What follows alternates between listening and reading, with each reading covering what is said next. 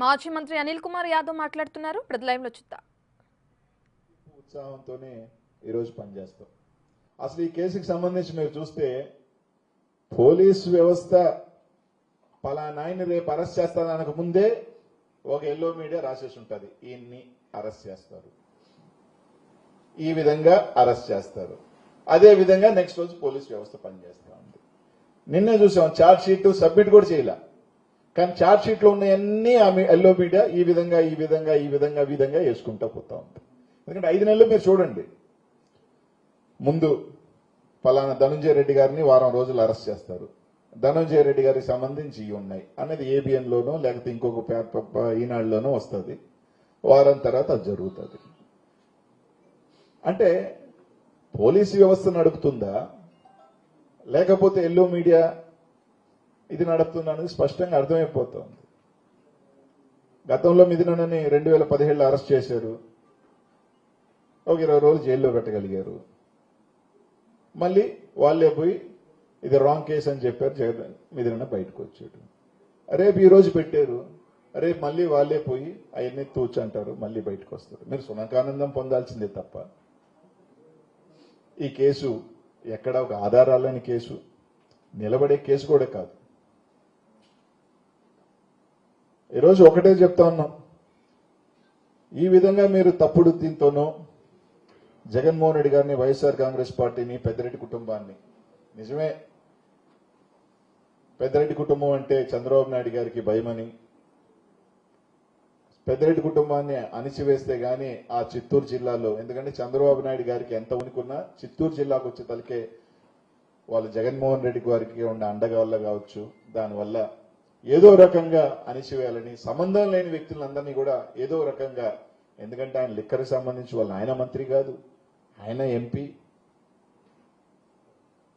ఏదో విధంగా తీసుకొచ్చి ఇరికిచ్చే కార్యక్రమం, ఈరోజు జగన్మోహన్ రెడ్డి గారి మీద బురద జల్లే కార్యక్రమం, ఏదో విధంగా జగన్మోహన్ రెడ్డి గారిని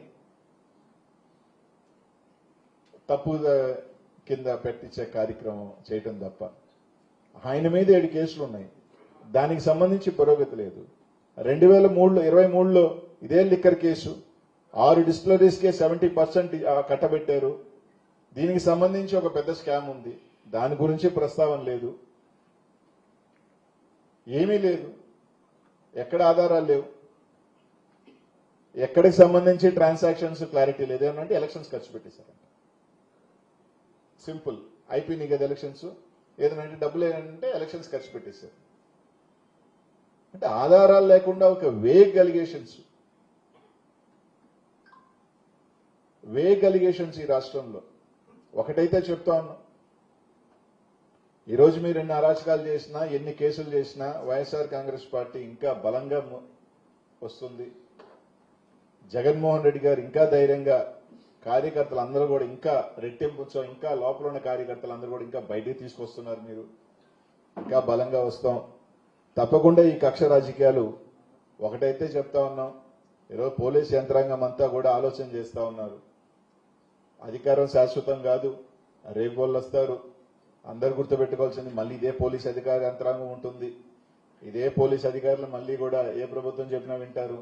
ఇదే పోలీస్ అధికారులు ఏదైతే ఈ రోజు మీరు అనుకున్నట్టు మీకు కొమ్ము కాస్తారో, ఇదే రేపు ఇంకో ప్రభుత్వం, మా ప్రభుత్వం వస్తుంది, అప్పుడు కూడా ఇలాగే జరుగుతాయి. ఈరోజు పోలీస్ అధికారులే మాకు ఎస్పీ స్థాయి పోస్టులే మాకు వద్దురానైనా మేము వెళ్ళిపోతాం అంటున్నారు. మమ్మల్ని రిలీవ్ చేయండి జిల్లాలోంచి, మేము కావాలంటే లూప్ లైన్ లోకి వెళ్ళిపోతాం, ఎవరైనా ఎస్పీ పోస్ట్ కంటే మేము వస్తాం అని చెప్తారు. అట్లాంటిది మాకు పోస్టింగే వద్దు, మేము లూప్ లైన్ లోకి వెళ్తామని ఎస్పీలు ఉన్నారంటే ఎంత దారుణాలు జరుగుతున్నాయన్నది ప్రజలు కూడా అర్థం చేసుకోవాలి. ఒకటైతే చెప్తాం, చంద్రబాబు నాయుడు గారికి అంత సీనియరు, 40-50 సంవత్సరాలు రాజకీయాల్లో ఉన్నాడు, ఆయనకి తెలిసి ఉండాలా అధికారం ఎప్పుడూ శాశ్వతం కాదు, ఇది ఒక చక్రం. ఈరోజు నువ్వు ఉన్నావు, మొన్న మేమున్నాం, రేపు మళ్ళీ మేము వస్తాం. ఇచ్చినప్పుడు ఖచ్చితంగా అంతకంత ఉంటుంది. రాజకీయాలు మీరు మంచి చేయాలి, కానీ కక్ష చేసే రాజకీయాలు నిన్న జగన్ అన్న చెప్పినట్టు ఎవరి చేతుల్లో ఉండరు. ఈరోజు మీరు ఎంత ఇబ్బంది పెట్టాలని చూస్తే రేపు ఏ కార్యకర్త కూడా ఎవరి మాటలు వినరు, వినే పరిస్థితి కూడా ఉండదు. ఆ రోజు ఇదే పోలీస్ యంత్రాంగం మీరు గొంతు చించుకున్నా, ఏం చించుకున్నా మీకు కూడా కేసులు పెట్టే పరిస్థితులు ఉండవు.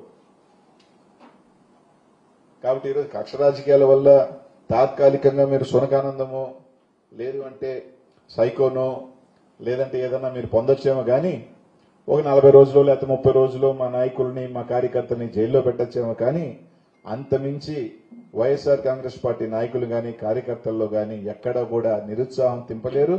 ఇంకా కసి పెంచుతున్నారు. ఇంకా రెట్టింపు ఉత్సాహంతో మేమందరం కూడా వస్తాం. లేని స్కామ్ని ఎక్కడ ఈరోజు చూస్తే మీరు ఇది అన్ని లెక్కలే. మీ దాంట్లో మాకన్నా కేసులు ఎక్కువ అమ్మిన మీరు ఆదాయం తక్కువ ఉంటే తక్కువ కేసులు అమ్మి మేము ఆదాయం ఎక్కువ తీసుకొస్తే ఆదాయానికి గండి పడుతుందని చెప్తా ఉన్నారు.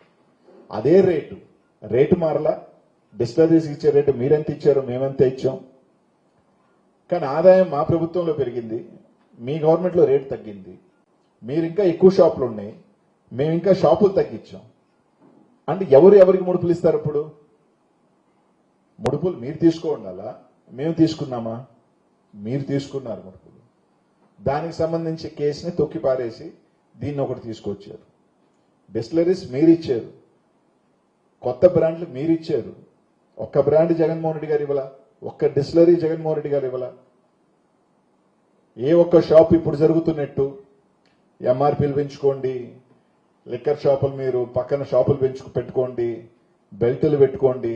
ఒక నెల్లూరులోనే చెప్తా ఉన్నారు 250 టౌన్లో ఎప్పుడు ఒక నెల్లూరు కార్పొరేషన్లో బెల్టులు ఎప్పుడు మహా అంటే 5ో 10ో ఉన్నాయి. అట్లాంటిది 250 300 బెల్ట్ షాపులు ఒక మున్సిపల్ కార్పొరేషన్లో ఉన్నాయంట. పర్మిట్ రూమ్లు, షాప్స్కి పర్మిట్ రూమ్లు ఇచ్చి మీరు ఇష్టానుసారంగా తాగండి, తందనాలు వేయండి, తీసుకెళ్లి ప్రజల్ని ఇది చేయండి అనే పరిస్థితి ఇప్పుడుందా? అప్పుడుందా? ఇప్పుడుంది. ఇప్పుడు స్కామ్ ఉంది. చంద్రబాబు నాయుడు ఎల్లో మీడియా 10 సార్లు ఒక అబద్ధాన్ని చెప్తే అది నిజమైపోతుందని వాళ్ళు ఏ మీడియాలో ఏవస్తుందో అదే విధంగా పోలీస్ యంత్రాంగం పనిచేయటం కానీ అన్నీ కూడా చూస్తా ఉన్నాం. తప్పకుండా పైన దేవుడు ఉన్నాడు. ఈరోజు మీది, రేపు మాది.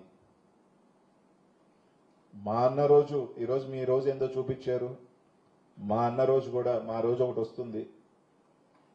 ప్రజలకి మంచి చేస్తూ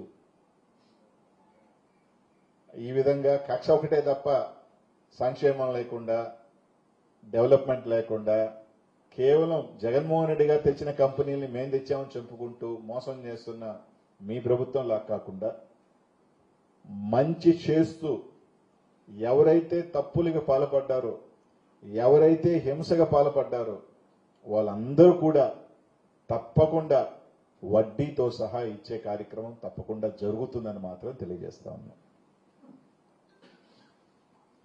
మిథునన్నకి సంబంధించి తప్పకుండా బయటకు వస్తాడు, ఇబ్బంది ఏం లేదు. 3 సార్లు ఎంపీగా ఉన్న వ్యక్తి, జగన్మోహన్ రెడ్డి గారికి బాగా దగ్గరున్న ఆప్తుడు. ఆ కుటుంబాన్ని కేసుల వల్ల దీనివల్ల ఆ కుటుంబాన్ని మీరు తగ్గించవచ్చు, ప్రజల్లో ఇది తగ్గించవచ్చు అనుకుంటే అంతకన్నా మూర్ఖం అంటే లేదు. తప్పకుండా ఇంకా